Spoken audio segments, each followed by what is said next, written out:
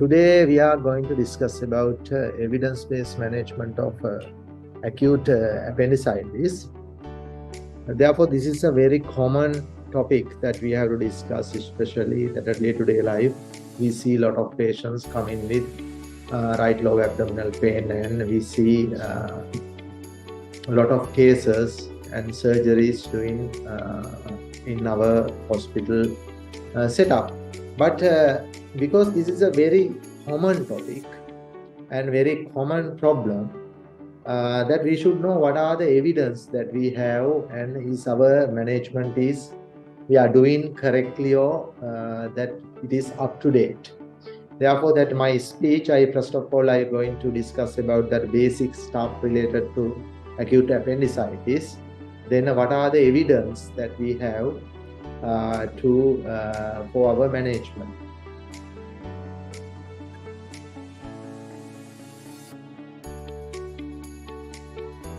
Yeah, what you understand by evidence-based medicine, first of all, I want to discuss it a little bit. Actually, evidence-based medicine is that we are using scientific methods to organize and apply the current data, that what are the available data.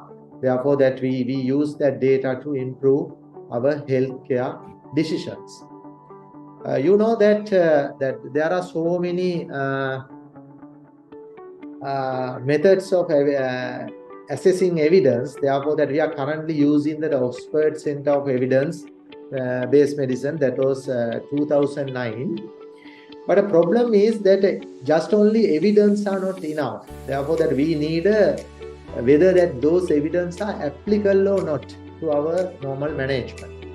Therefore, that they have developed a system called grade system. It is a tool. Therefore, using the grade system, we can say that whether those evidence, for example, we have a grade 1 evidence, we can say that those evidence are applicable, and we can recommend those evidence for normal practice.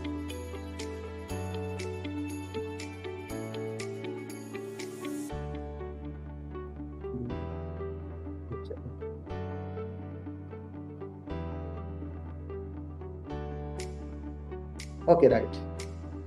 I think that is a little bit crowded. Anyway, that you know that when you are studying that research and other things, those are the evidence. This is the level of evidence. If so that there are grade level 1 or level 2 evidence, we say that this is a very, very reliable evidence. Then that is the grade system that we have. According to grade system, that we can say that is it applicable to our normal practice. For example, that there is a then quality of that a high quality evidence with strong recommendation. Yes, that those are very good recommendations that we can do according to that grade system. There are some evidence that high quality, but that weak recommendation. Therefore, that it is not practical, that there are evidence, but it is not practically applicable to normal practice. Then a little bit related to that anatomy and physiology related to appendicitis. You know that appendix is a organ that it is there in between terminal ileum and cecum.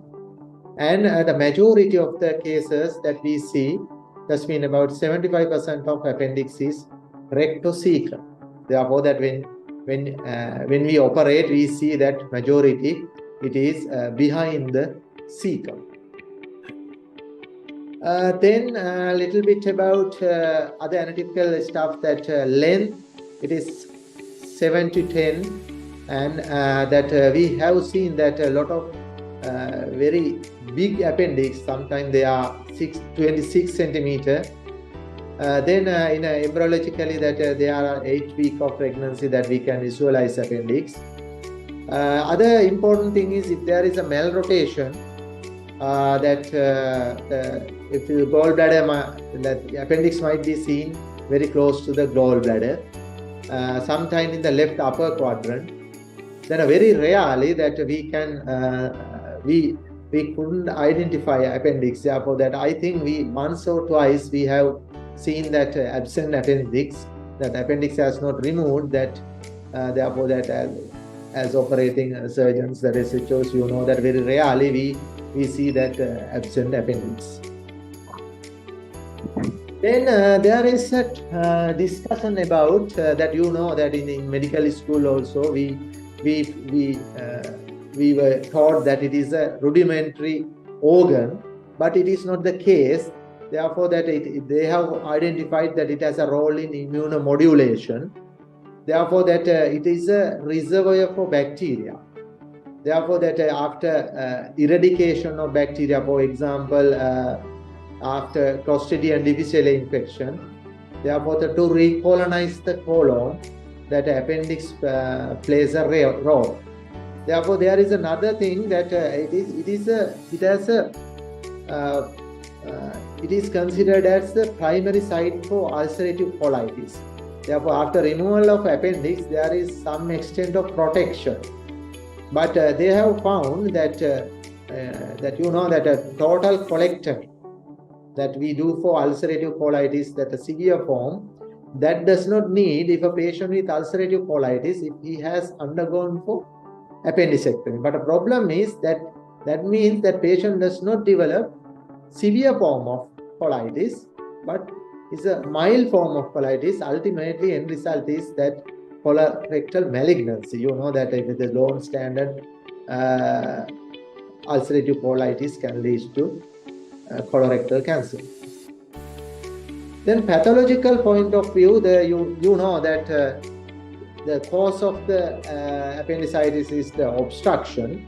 Obstruction might be due to fecalith, hypoplasia of lymphoid tissues. Sometime very recently that we had a patient that it was due to obstruction of parasites. Therefore, that there are so many causes, but there are evidence to say that there are causes without obstruction appendicitis might develop, but we don't know why. Then the history point that first recorded anatomical drawing of appendix is done by that famous Leonardo da Vinci in the 16th century. You see that at that time they used to dissect human bodies, and according to that they draw those pictures. Then the first documented recorded appendicectomy that was done in 1735, that a famous surgeon called Claudius Amiens. You know that Amiens hernia is a very rare hernia. Therefore, that appendix is herniated through the indirect hernial sac. Therefore, time to time we see that abdominal viscous is within the hernial sac. For example, bladder, sometimes ovary. Therefore, this one, as a patient came with a tender hernia. He thought that it was a strangulated hernia. Then he operated. Then he found that there was an appendix structure within the sac. The McBurney is the surgeon that he introduced that point that's called McBurney point, that we are using that McBurney point to describe the maximum tenderness, and this is the point that we are using to operate on open appendicectomy. The very important that is in 1980 that first laparoscopic appendicectomy was done, that after 43 years later that in our theatre we started laparoscopic appendicectomy. Therefore, that we know that it is very difficult to start that kind of thing, new thing to think as a routine. Routine means that for each cases for laparoscopic appendicectomy. Then epidemiological point of view, that acute abdominal pain, the 7 to 10% of emergency department admissions are due to right lower abdominal pain. Therefore, that common diagnosis, especially young adult, that incident of acute appendicitis is decreasing. That it was since last actually 1940 that they say because of improved hygiene is the cause. That the peak age of appendicitis is 10 to 13 years. They say the lifetime risk is 7%, and it is more risk. The lifetime risk is more in Western world compared to that Asia and Africa, because the reason is that we are taking more dietary fibers. Then they have found that more incidents in summer period, that they don't know why that it is common in summer.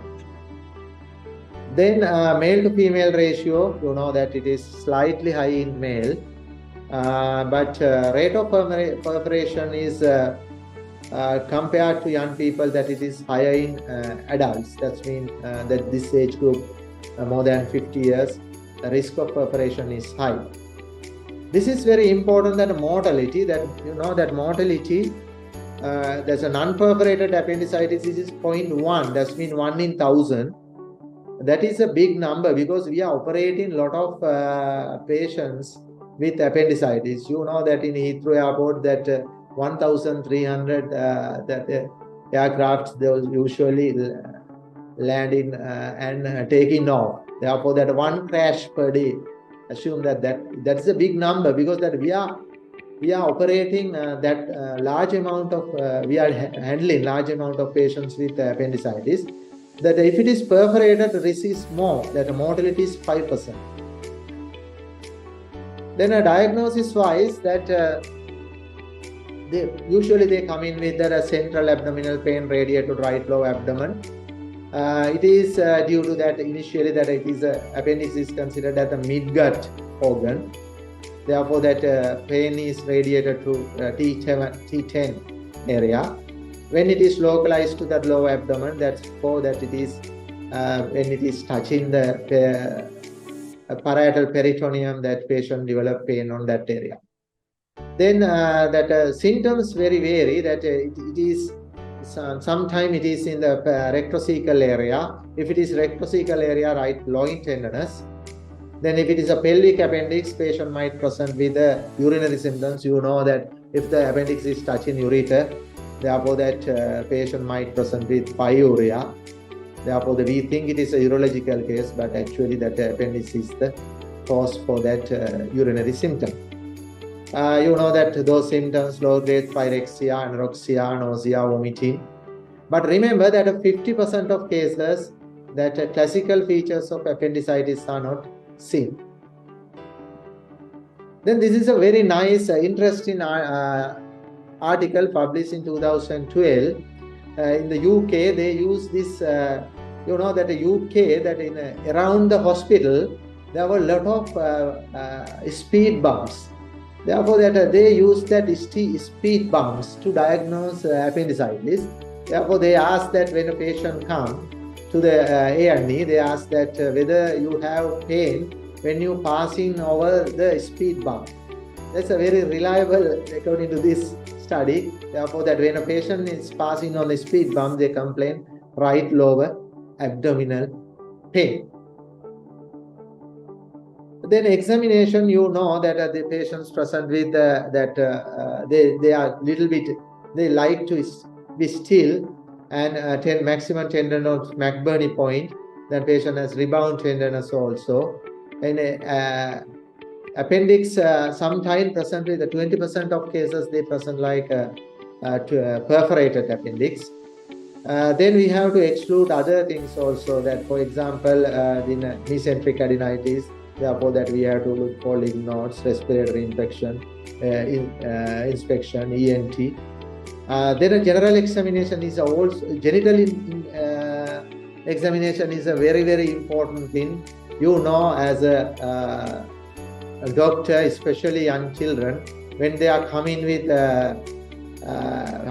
caution, because they do not say initially that the patient, I have a problem with the testis. I think that about a couple of years back, that we had a patient from Padavia. That patient was admitted to Padavia hospital with right lower abdominal pain. Then they managed the patient as urinary tract infection. Then they discharged the patient. The patient was seen by pediatrician from outside, and he suspected appendicitis and sent to our unit. Then our HO asked that what was the problem. Then he repeatedly asked that, do you have any problem with scrotum? That he refused, but he examined that he found that it is a torsion of the testis. Therefore, that remember that it is very important, because that the father talked to me that he said that pediatricians are managed by not only history, that managed by examination. Therefore, it was a pediatrician duty to rule out torsion. Therefore, that is the case. Therefore, that you have to look for that every patient with coming, especially children coming with abdominal pain, to rule out torsion. Then there are a few tests that usually we do in special tests. That means signs that are Rosen signs, that we palpate that the left side of the lower abdomen, we find that pain on right iliac fossa. Then obturator signs as a flexion or internal rotation, that it will be very painful. Then iliopsoas sign that you see that it is very common that they are keeping their thigh flex position, because it reduces pain. Then there are a lot of differential diagnoses for appendicitis. Of those lists, it is very important that the children, that mesenteric adenitis. Then I have seen one HAAWK in my that experience with that surgical in my surgical experience. Then a testicular torsion. Those are very common.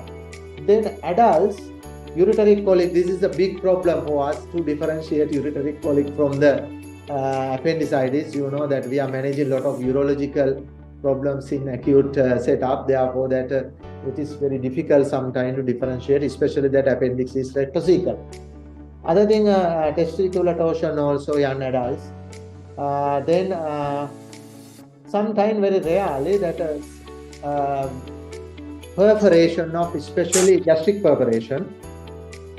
When there is a gastric perforation, that you know that material might track down through the right paravertical gutter into the right lower abdomen. Therefore, gastric perforation might present as right lower abdominal pain and tenderness. Then female, you know that we have to exclude gynecological pathology.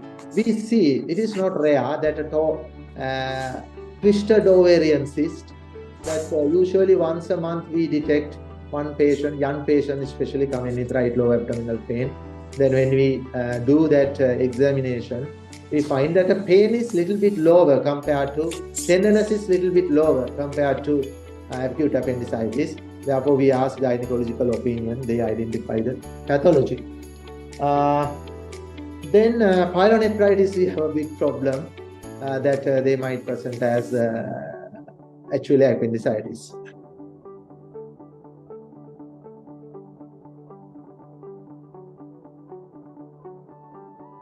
Then this is the time that we have to discuss about that new development. You know that scoring systems, they have developed so many scoring systems.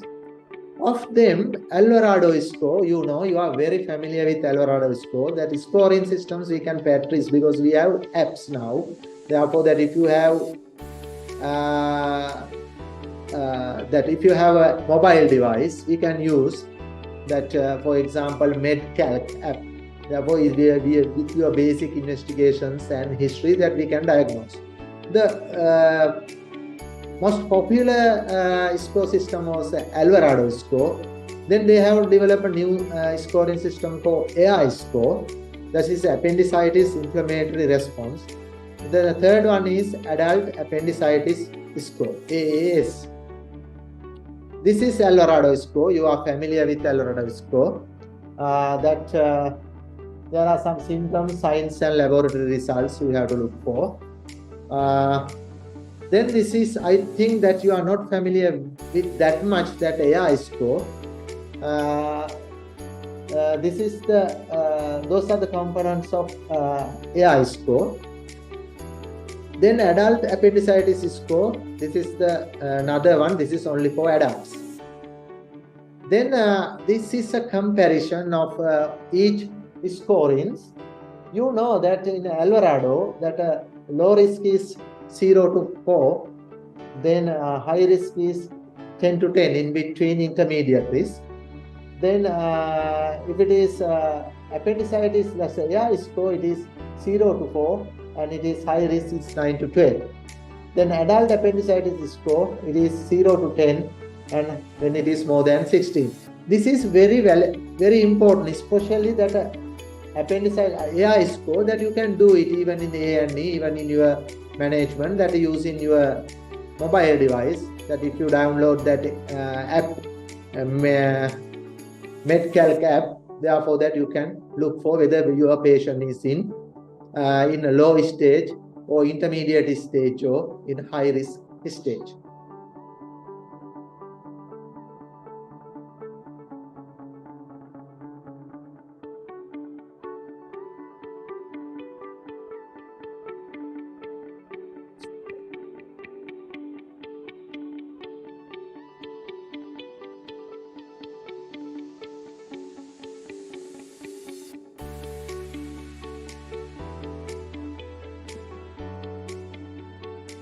Then regarding scoring systems, that none has been widely accepted. There are some problems with some scoring systems. That according to that results from validated studies, that HAAWK score has a sensitivity is 92% with a specificity at 63%. Other thing is that Alvarado, that it is 91 sensitivity, but specificity is less. It is about 60. Then Alvarado does not differentiate complicated appendicitis from the uncomplicated appendicitis, especially in elderly. Then Alvarado, actually it is less sensitive for immunocompromised patients and pregnant women.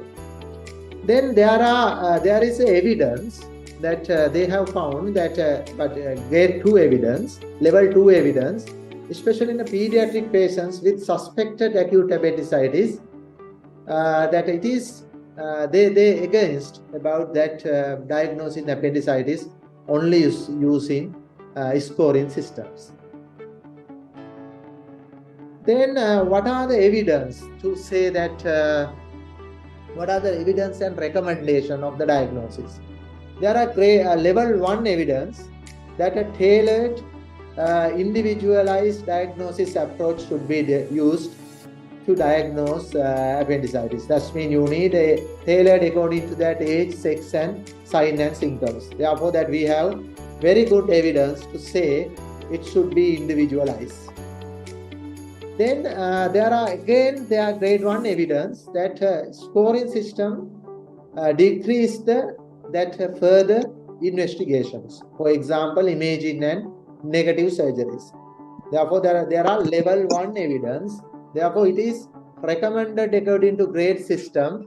Therefore, that there is a high recommendation that you can reduce that imaging and negative appendectomies by doing scoring system. Therefore, it is recommended to do scoring before surgery and advanced investigation, especially that, for example, like in a high index, high risk of appendicitis in scoring system, you do not need to go for imaging.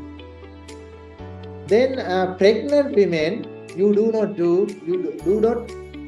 rely on scoring only. It is very important, but evidence, they have level 2 evidence to say that. Then current recommendation is HAAWK score. There are strong evidence, that means level 1 evidence, that is HAAWK score is better, is the best. Therefore, that you better to shift to that Alvarado to HAAWK score. Then investigations, you know that those are investigations, you are very familiar with those investigations.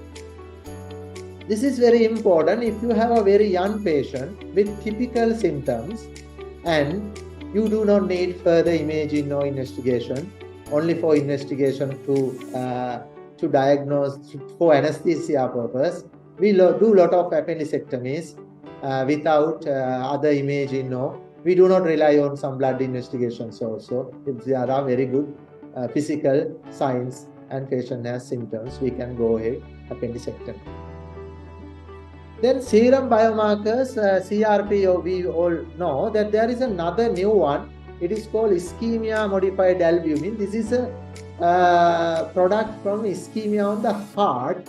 It is a new thing, but they said that using this one we can determine severity of appendicitis.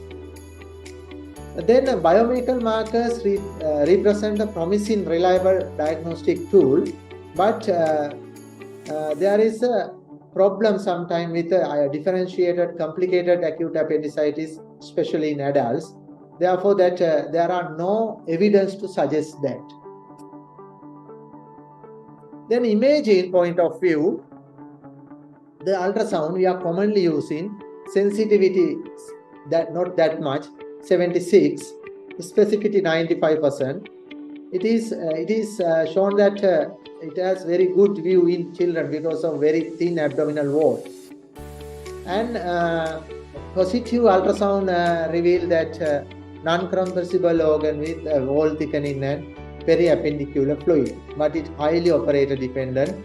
That there are so many things you have to reconsider before doing before confirming the appendicitis by only ultrasound scan. Then the CT, you know that the CT sensitivity is very high, that sensitivity 99%, specificity 84%. But remember the CT, that is a big problem, that a CECT, contrast CT, they have identified that it carries a risk, radiation risk, that is 234 chest x-rays, right? That is a big amount of radiation. You know, normal chest x-ray, it has a very little amount of radiation you expose. It is about 3 days of normal environmental radiation. It's not a big one. Then there was a calculation, a 20-year-old female who undergoes an abdominal CECT, she has a 1 in 470 chance to develop a cancer. Therefore, CT, they have developed that we can reduce the CT dose to diagnose appendicitis. Therefore, that we can ask to write a protocol for radiologists to reduce dose. Therefore, that we can, if you use the reduced dose, that it will be very helpful. Then those are the findings, that is positive CT scan findings. That is actually that usually recorded by radiologists. Then MRI, you know that we do not use MRI for diagnosis acute appendicitis, but in pregnant that we have to use MRI, we can use it. Its sensitivity specificity is very high.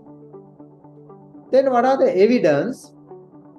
That evidence point of view, that it is recommended the routine use of combination of clinical parameters and ultrasound to improve the diagnostic sensitivity and specificity.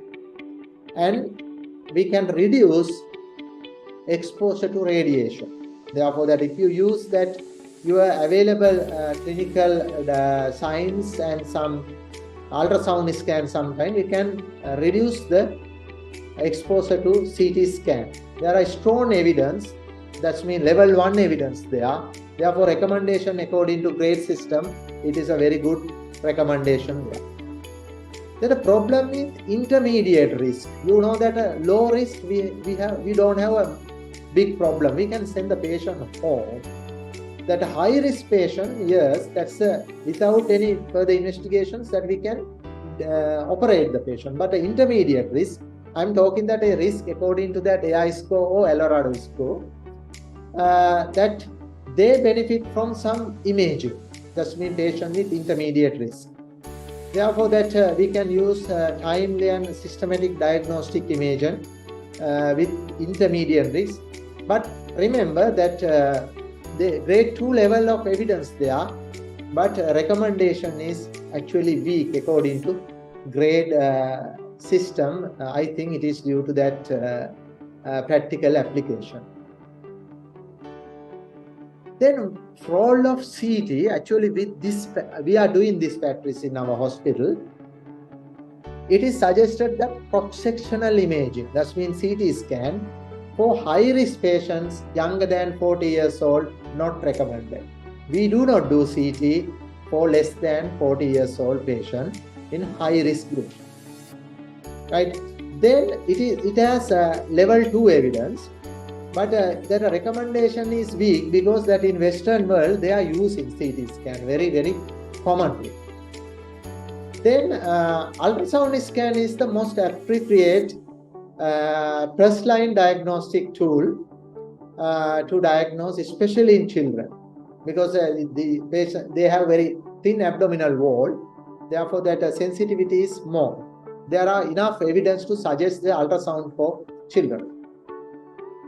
Then contrast enhanced CT, they have diagnosed scanning patient with suspected acute appendicitis and for patients with negative ultrasound scan findings.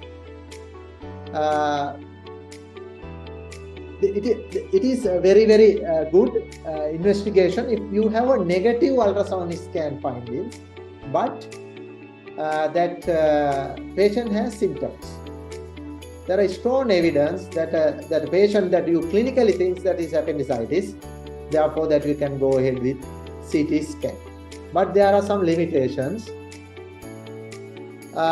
It is recommended cross-sectional imaging, that means CT scan, before surgery for patients with normal investigation but non-resolved in right iliac fossa pain.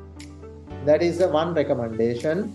They have strong, that means level 1 evidence to suggest that. Other thing, after negative imaging, initial non-operative treatment is appropriate. However, in patients with progressive or persistent pain, exploratory laparoscopy is recommended. We are doing like that. Therefore, we have a patient ultrasonically no appendicitis, but clinically appendicitis and markers are normal, but continuous pain. We do diagnostic laparoscopy for these patients. Therefore, that there might be alternative diagnosis, but they have enough evidence to suggest this is the best recommendation for this kind of patient. Then a low risk of appendicitis according to that Anuradhapura score. No need of further intervention. Therefore, the symptoms are minimum, sign symptoms minimum. We can discharge those patients without any problem. Then high risk of appendicitis, there are no need of any further investigations. We have to do surgery. But the problem is if your patient is more than 40 years, this patient, if high risk, you have to do CT scan for this patient. Right? Usually we do not do on index admission CT scan, but we arrange the CT scan later because this might be a secondary to cecal tumor or any other tumor. There's a problem with intermediate risk appendicitis patients. They need imaging and CT scan if the patient is more than 40 years. That is recommendation. You need to investigate that patient if it is unlikely to be appendicitis and does not need and does not settle. Therefore, that it is unlikely to be abdominal appendicitis, but pain doesn't settle, that you have to go for imaging, for example, CT scan. In pregnancy, ultrasound is the initial imaging. In conclusive cases, we go for MRI scan. That but remember that MRI doesn't rule out sometimes. Therefore, that your patient, you suspect patient has appendicitis in the pregnancy, but MRI shows that it is inconclusive. You have to go through.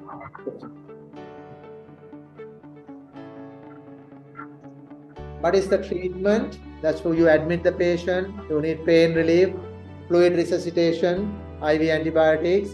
IV antibiotics is indicated if you diagnose the appendicitis. Therefore, without diagnosing, because we do not start antibiotic, right? When you diagnose it, you start antibiotic and you do the surgery.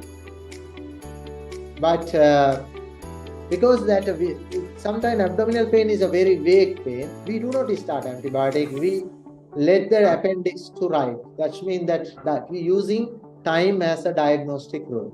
Therefore, the following patient might show a lot of signs and symptoms related to appendicitis. Then it is easy, we can go it. Then non-operative management. Before that, I have to say nice guideline. You know that we are following nice guideline, then European guideline, American guideline. Therefore, treatment of appendicitis, treatment for uncomplicated appendicitis, that means no abscess, no mass. It is appendicectomy on index admission. That is the guideline. That is the recommendation. Okay. Then, if you are going for non-operative management for uncomplicated appendicitis, we see later that we have discussed the risk and benefits. This is non-operative management of uncomplicated acute appendicitis.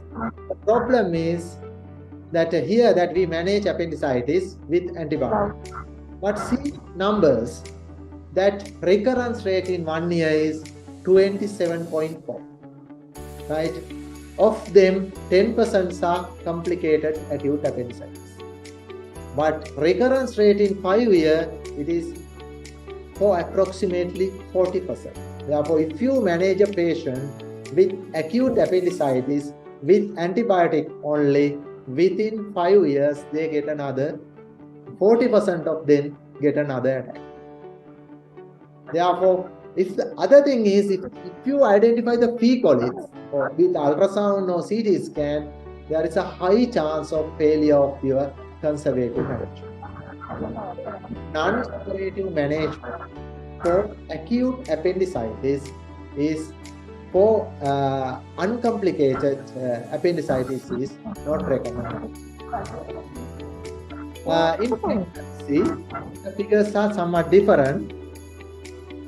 That treatment failure, that means that you see a pregnant lady with acute appendicitis, you start a non-operative management. Then the failure is 15%. But remember, the recurrence rate in the same pregnancy, it is 12%. That's why they recommend to do appendectomy for pregnancy. Right? Then non-operative management with antibiotics, it can be used. That it can be used, but the problem is recurrence rate is very high. Other thing is you have to discuss those things with the patient, and there is a risk of recurrence, and you have to come back. Then the point of cost, it is higher.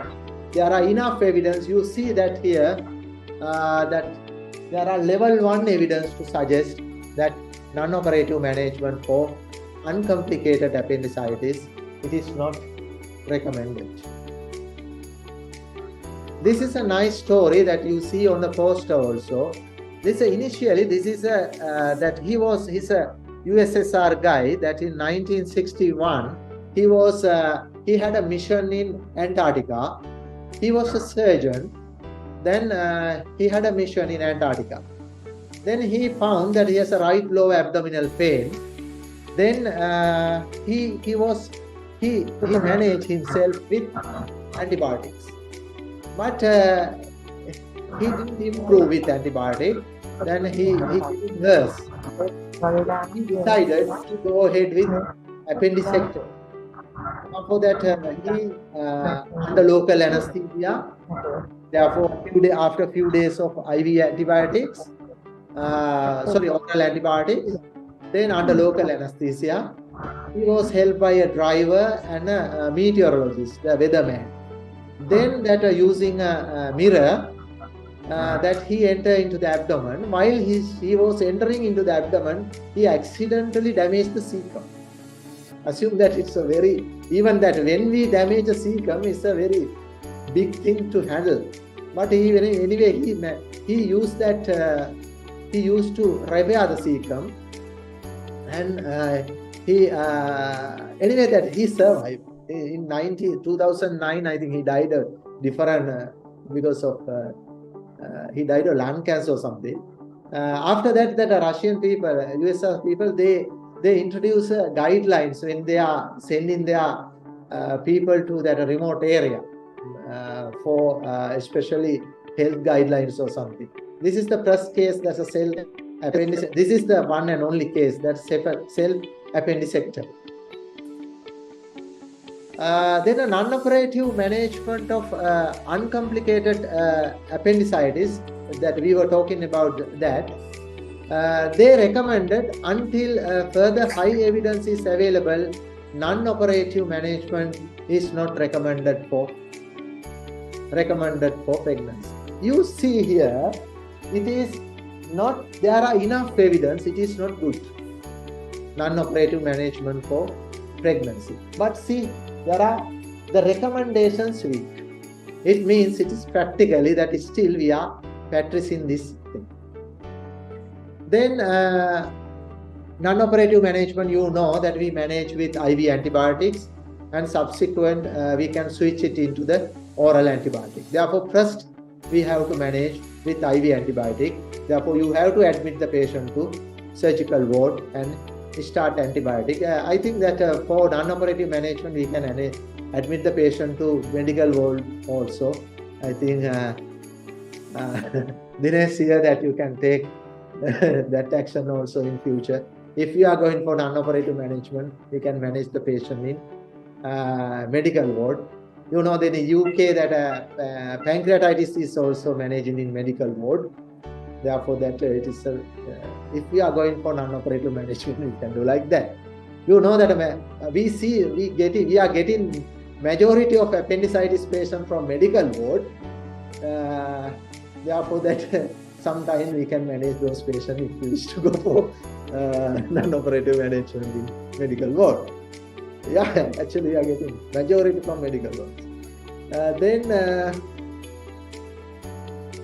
That in the case of non-operative management, there are some protocols that we have to use some antibiotics. But remember, if you diagnose appendicitis, recommendation is we do the surgery, or we have to manage non-operatively with antibiotic. If patients says that he is want to go for like that. There are no data for symptomatic management without antibiotic. Up to date, no data. Therefore, that if you diagnose it, one we have to do surgery, or we have to start non-operative management with antibiotic.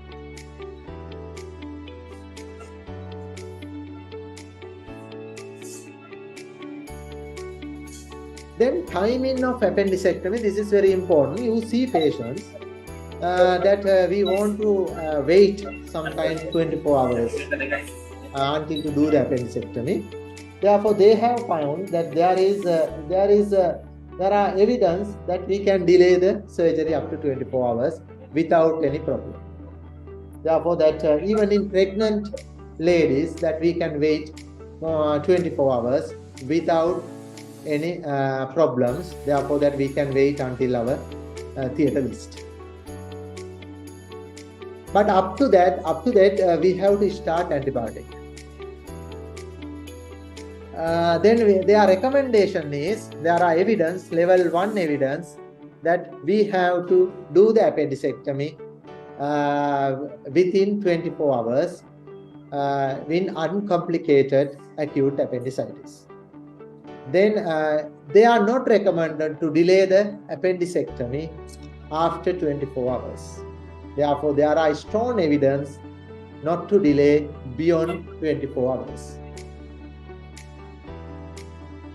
There are so many discussions about related to open or laparoscopic appendicectomy. Actually, that Kitsiri recently told me that he started laparoscopic appendicectomy in theatre B, that they laughed at him. I asked, are you going to do laparoscopic appendicectomy? for casualty patients. Therefore, that it was a thing. But you know that in Europe, especially UK, they do not do open appendectomy. As a unit policy, that now we are not doing open appendectomy. We always do laparoscopic. Therefore, that we are going to an era like that. Therefore, we are doing diagnostic laparoscopy. You see that what are the figures, what are the numbers. You know, laparoscopic appendectomy, there are so many advantages. That longer operative time, I think, improvement with, when you are doing a lot of laparoscopic cases, that it is not a big problem. We can short that operating time. The cost wise, it is a higher cost. Then other the benefits there is shorter hospital stay, early return to work. The cost one patient told me that he had a scar here like that, another scar like 14 stitches for this one and 20 stitches for this one. Therefore, first they try on this scar, another one here. This is not, this well is not, should not no problem like appendicitis. Therefore, that we have to go for laparoscopic procedure. It is recommended that laparoscopic appendectomy as the preferred approach over open appendectomy for both, remember, uncomplicated as well as complicated appendicitis. Therefore, that if you have a facility, the best indication is laparoscopic appendectomy. You see the evidence, level 1A evidence. We have level 1A evidence. Laparoscopy is better than open appendectomy.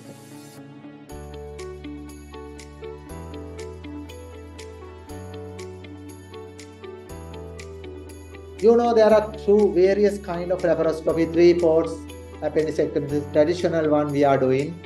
Compared to that single incision, we are not practicing here, that 3 ports are better than single port. There are evidence. Then you know that a rapid recovery protocol. Therefore, with rapid recovery protocol, we can discharge the patient on the same day. That with A&E, that we can try to do it in future. Therefore, the same day appendectomy. And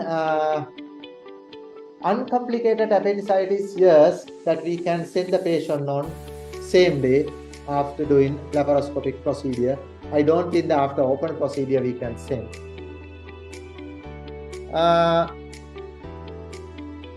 Then what about that laparoscopy procedure for elderly and obese patients? Yes, it is obesity. That's a very good indication for laparoscopic procedure. When a problem is comorbidities, that the comorbidities wise, that problem is laparoscopy. Anyway, that laparoscopic appendectomy is done under general anesthesia. Therefore, that anesthetists, they say that not to go for laparoscopic appendectomy. I think because of a pneumoperitoneum, they have a problem. Therefore, that they have found that the limitation is actually now limited. Therefore, that we can use some patient with comorbidities. If the patient fit for general anesthesia, we can go for open laparoscopic appendectomy rather than open appendectomy. Then there is another thing. There is a level 2 evidence to say that a laparoscopy is technically safe and feasible during pregnancy. Right? I haven't tried, but in future, actually, that we can, because we have evidence that. But remember that recommendation is weak. That according to that grade system, recommendation weak means that it is practically there will be a problem, but there are level 2 evidence. Then there are recent studies, they have found that pregnancy, laparoscopic appendectomy is not associated with risk of fetal loss. Then other thing is that those are recommended. So the laparoscopic appendectomy during pregnancy is safe in terms of risk of fetal loss and preterm delivery, and it is preferable to open surgery as associated to shorter length of hospital stay and lower incidence of surgical site infection. Then this is a very practical point. You know that after open or laparoscopic appendicectomy, we had a habit to wash the abdomen. Therefore, that we use some amount of saline and we wash that area and suck out that all remaining thing. This is a problematic, especially after open appendicectomy, because we use a very small incision. We pour water into that, saline into the wound, and we suck. But you know that large amount of that contaminated saline will go into the pelvic cavity and dependent part of the abdomen. But they have found that lavage and aspiration, no need of lavage. Therefore, that if you see pus, we can suck out the pus. Especially we do after laparoscopic appendicectomy, we do not wash. We suck out the amount of pus and fluid in the abdomen. There are evidence, you know, that is strong evidence, that means level 1 evidence. It is recommended to perform suction alone in complicated appendicitis with intra-abdominal collection. In the open appendicectomy, we can suck and we can use a gauze soap to mop out that area without pouring saline, without pouring saline, because you can't remove all saline you put into the abdomen. Other thing is it does not prevent surgical site infection. It has no impact on surgical hospital stay. It doesn't increase that number of cases with intra-abdominal abscess formation. Therefore, that you better to develop a habit of suck out pus rather than irrigating, because we have grade 1 evidence and recommendation also strong. Then mesoappendix, how you dissect? There are various methods we are doing for mesoappendix dissection. Electrocautery, that is the hook we are using. Endoloop we can use.